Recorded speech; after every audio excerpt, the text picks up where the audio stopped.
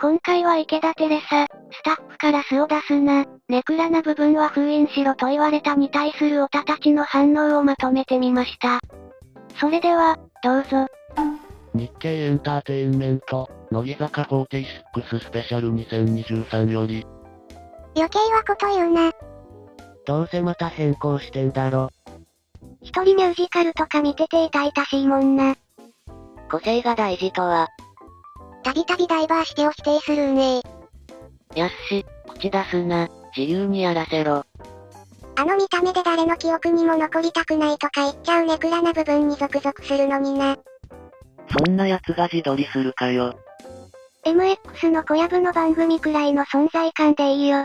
芸人タイプじゃねえし。小籔じゃなくて小峠か。ハゲのやつ。闇が深い。5期生でヨダの火消し必死だねギャップ萌え。ユニクソの悪口はどんどん言ってけ。別に普通のアドバイスでは。言うほどネクラか？池ダンゴムシとか言われていたなそういえば。それ言っていいの？あの最初のドキュメンタリーはスタッフからお叱り受けるのもしゃあない。弓木にもスタッフが口出ししてたような個性を潰すのは良くないよ。ケアかけ初期、スタッフ、お前らおとなしすぎ。面頑張る。スタッフ、楽屋のりを出すな。葬式に。まああるの騒動の後のうんこブリブリで動揺した可能性もある。乃木坂運営が個性を潰していく方針なのは薄々感じてた。口先と行動がちぐはぐで指揮系統がめちゃくちゃなんだろうな。池田、言う通りにしたら運営は押してくれるんか？でもこの子ってオタ気質はあっても顔面強いだけでクラス1軍入ってるタイプよな。まあ今は今で無理してアイドルやってる感も受けてるけどな。そのうち自然に解放されていくだろう。バナナマンは面白そうにいじってくれてるんだけどな。スタッフってのが現場のしょうもない奴が説教オタよろしくアイドルに指導しているだけ。〇〇、偉い人さんの方針と一致していますか？ってアイドルが言い返せないことわかっているから。現場にいるマネージャーがなんとかしろよ。突然敬語になったのも誰の指示か教えてほしいよな。滲み出てるからもう満体。ちょくちょく気を抜くからな干されに不思議の干されなし。大人の内部事情をスラスラ外に漏らすなよ。雑誌に載ってるんだから大人が許可してんだよ。隠しきれてなくて溢れてきちゃってるんよ。そういうとこだよな。言った通りにしたらやりすぎて注意を受けたのがこの前のミーグリだったのかもしれん。急に敬語使い出したとかオタ情報だから真偽も怪しいものだけど。なんか池田のミーグリの前通りかかったら甘い世界がみたいなこと言われてたしな。新人潰しあるかもな。そのまま晒すよりギャップとして見せた方がいいってことだ。かつての2期生の方々にも言ってやればよかったのに。弓木直軍団入りは正しい。テレパンは岡村隆史みたいなプライベートは声ちっちゃいタイプか。お見立ての時も超内弁慶で友達の前でしか素を出せないって言ってたやん。5期生仲間はそれだけ心許せる関係なんだろ。岡本や中西のような不良と付き合わないでほしい。そりゃ無理だ。学校に行かずに糸みたいに暇な5期生は池田とその2人しかいないから自然とそうなる。あるのは大学生。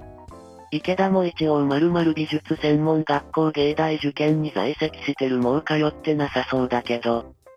あるのはなもう大学を中退か休学しているだろうあれ。ツイッターで勉強やる気ない成績が悪いって言ってたし一ノ瀬川崎と違ってスタタンに毎週出てるし。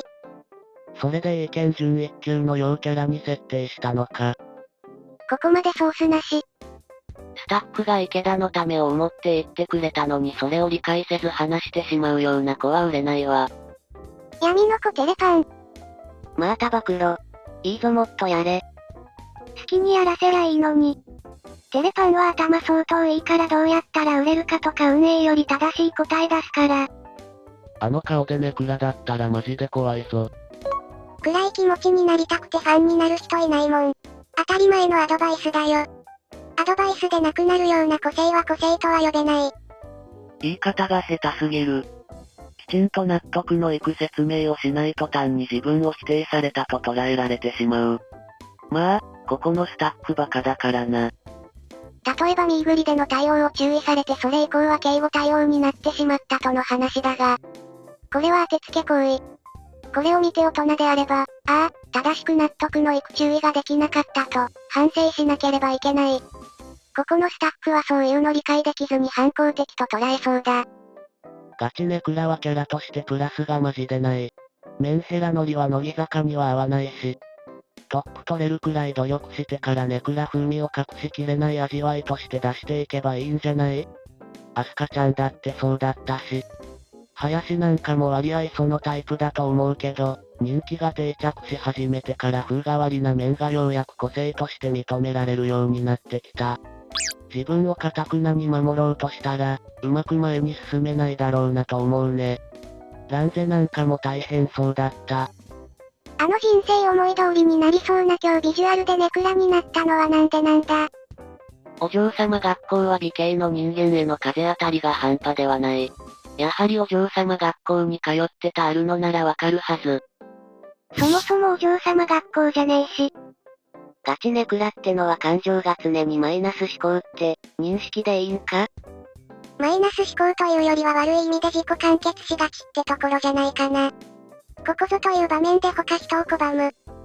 どうせ私は〇〇なんだそうに違いないって感じかね。せやな。自分の頭の中だけでうじうじ考え込む感じやね。必ずしも悪いことじゃないと思うけど、わざわざ人前で見せるもんでもないわね。夜型人間はみんなそうだよな。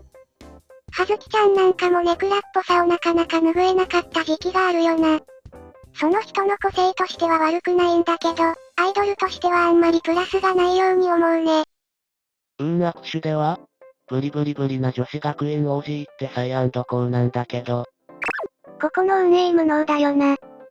意識高い感じが普遍性を獲得するには時間がかかりすぎるのよ。シンプルに容姿が美しいので、ひとまずそれを売りにすべきだし、今は本質のこじらせた部分をおまけにしておいて、後から出した方が武器になるというのは、売る方としては成功法なんじゃないかな。そんなバカな指示するかな？どんなに明るく振る舞っても趣味からネクラだとバレるし全く意味ないしな。